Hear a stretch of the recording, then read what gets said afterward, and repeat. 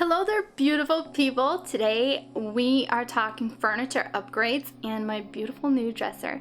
If you are new to my channel, welcome. My name is Lily and this is where I share all of my DIYs. So before I start with this whole DIY process, I wanted to let you know I got this dresser about 4 years ago and I got it for $25 and it's solid wood. I painted it once and the problem I had with this dresser was it was low to the ground but not low enough to keep the spiders and dust out, so I wanted to lift it off the ground more and kind of give it a modern feel. That's what we were going for. The way we did this dresser is by no means like the professional way to update your furniture. This is just stuff that I kind of like to do and I've tried before that work for me.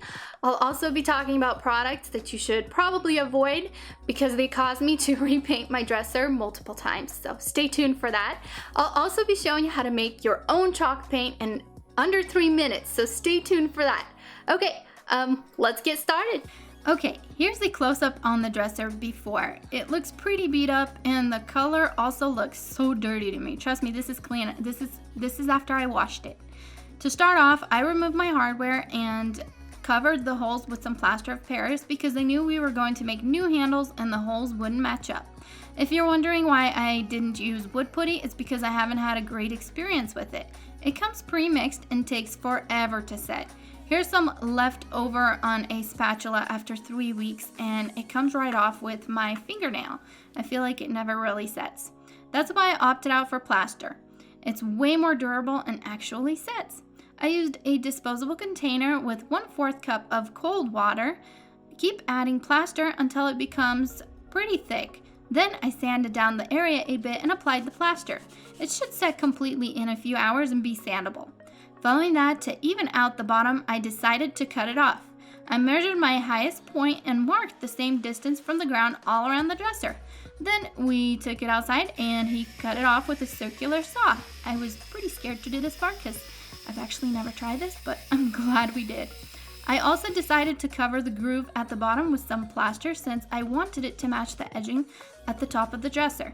Since there was quite a bit of plaster involved, I let it set for a little longer than usual, then I sanded it down for a smooth look. Here's the brush I painted my dresser with. I got it at Home Depot and it's actually my favorite brush to date, and it's super easy to clean. I decided to try this diamond PPG paint. Honestly, I'm not a big fan. It doesn't feel durable at all and the coverage isn't that great. It took a total of 3 coats to get full coverage. I do like PPG's higher end paint. I think it's called the Timeless paint and it's so much better. This color is amazing though. If you have any paint recommendations, I would love to know. Leave me a comment. Okay, here's how to make chalk paint. You'll need plaster of Paris. It can be bought at Walmart or Home Depot, some interior paint, and cold water. Use a disposable container and avoid washing any mixed plaster down your sink. You do not want to clog your sink. Okay, you need to create a putty-like consistency with the plaster by adding it to the water. Start with 2 tablespoons of water. A little goes a long way. Once you have a smooth putty-like mixture, add 2 tablespoons of this mixture to 8 ounces of paint. Stir it and that's it. You should have chalk paint. Pretty easy, right? Wipe any plaster off your spoons before it dries because once it dries, you will not be able to remove it. I've tried this.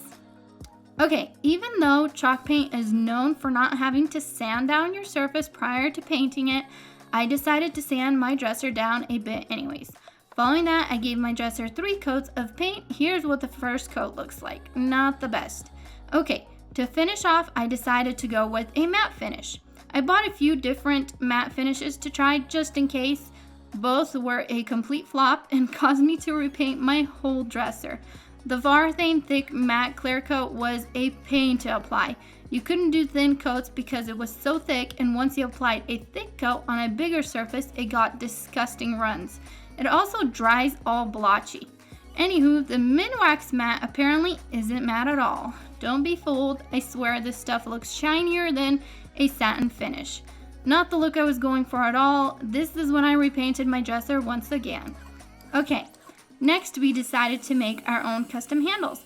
I bought this solid square bar at Home Depot and we used a grinder to cut them down to size.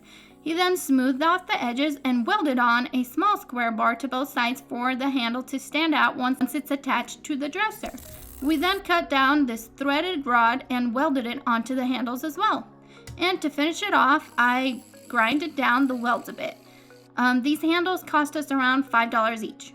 For our legs, we decided to upcycle this old coffee table we had. Since the legs from this coffee table were a bit tall, we cut them down shorter and reattached the same metal brace back onto it. I cleaned up the legs and handles by sanding them down a bit and spray painted them with Rust-Oleum Satin Bronze spray paint. I love this stuff. We then attached the legs and installed the new handles, and that's it. Here's how it looks.